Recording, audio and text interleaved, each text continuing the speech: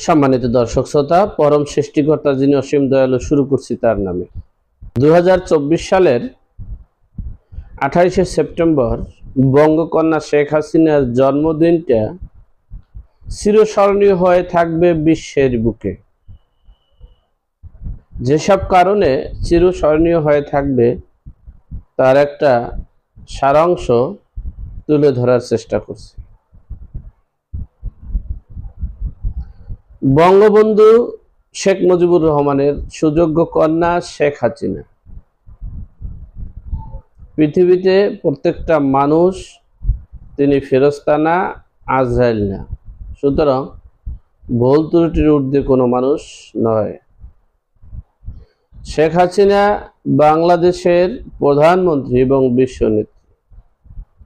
সবচেয়ে বড় বিষয় হলো একজন সম্মানী ব্যক্তি, যার জন্মদিন প্রতিটা মানুষ তার ব্যক্তিগত কার্যক্রম করতে, স্বাধীনতা অধিকার হরণ করতে কোনো রাষ্ট্র পারে না।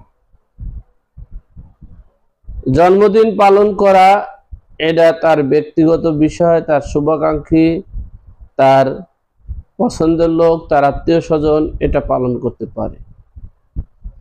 কিন্তু বাংলার বুকে দেখলাম সারা ঢাকার শহরে প্লাস ঢাকার বাহিরেও এই শেখ হাসিনার ছবিকে ব্যঙ্গচিত্র করে টানিয়ে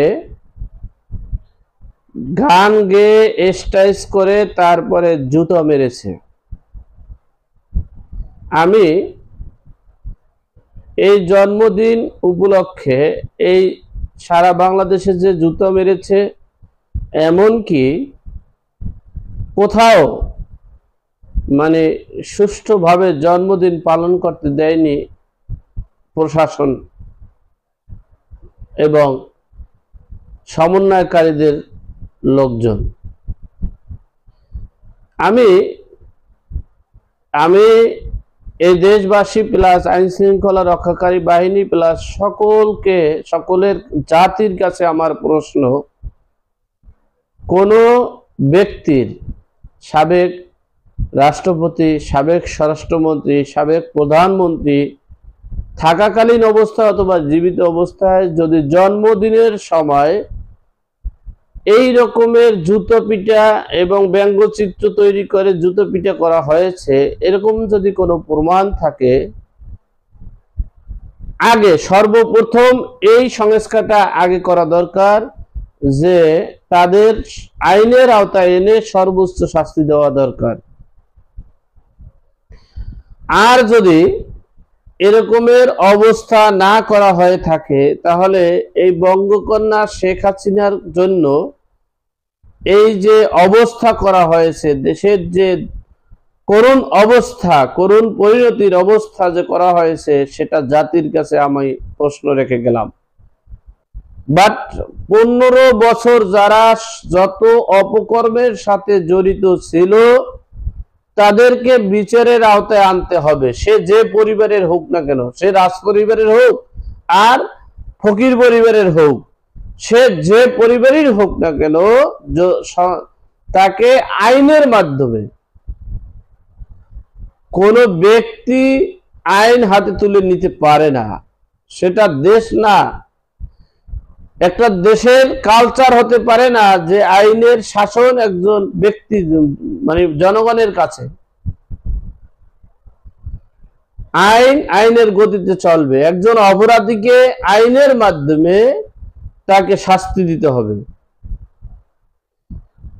কিন্তু দুঃখের বিষয়, এই যে বঙ্গকন্যা শেখ হাসিনার জন্মদিনে পালন করতে দিল না এবং ঢাকার আনাচে কানাচে অলিতে গলিতে যে বঙ্গবন্ধু শেখ মুজিবুর রহমানের সুযোগ্য কন্যা বর্তমান প্রধানমন্ত্রীর ছবি ব্যঙ্গচিত্র করে জুতো পিটা এবং আনন্দ মিছিল, গান বাজনা করছে, এরকমের চিত্র পৃথিবীর ইতিহাসে আছে কিনা আমার সন্দেহ। এটা আমি গত সারা রাত্র দেখে ভাবছি, এদেশের মানুষের বিবেক এদেশের মানুষের বুদ্ধি, এদেশের মানুষ কত নিচে নামতে পারে। আমরা একজন অপরাধী, যদি সে অপরাধ করে থাকে তার জন্য আইন আছে, বিচার ব্যবস্থা আছে, তার জন্য বিচার করতে হবে, বিচারের অধীনে আনতে হবে। কিন্তু আমি যদি অপরাধ করি তাহলে আমারও তো বিচারের আওতায় আসতে হবে, আজকে না হয় কালকে। সুতরাং এই এত নিকৃষ্ট জঘন্য কাজগুলো দেখে আমি ভাবছি তাহলে কোন কোন পত্রিকাগুলোতে আসছে এই কাজগুলো।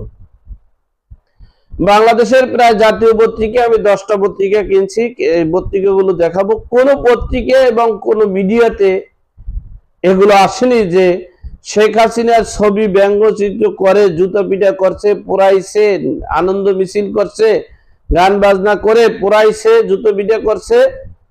এটা কোন মিডিয়া প্লাস কোন পত্রিকায় দেখলাম না।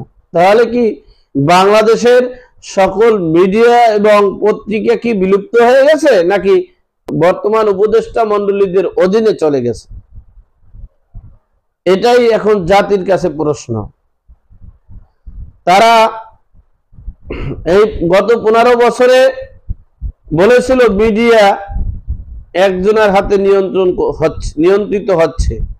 আজকে নিয়ন্ত্রিত হচ্ছে কার হাতে? এই যে আমি একটু দেখাইতেছি, দেখেন, আমি সকালবেলা সকল পত্রিকাকে বলেছি তোমরা সব পত্রিকা নিয়ে আসবা। দেখেন, বাংলাদেশ প্রতিদিন দিয়েছি, কিনেছি, এটার ভিতরে আসেনি।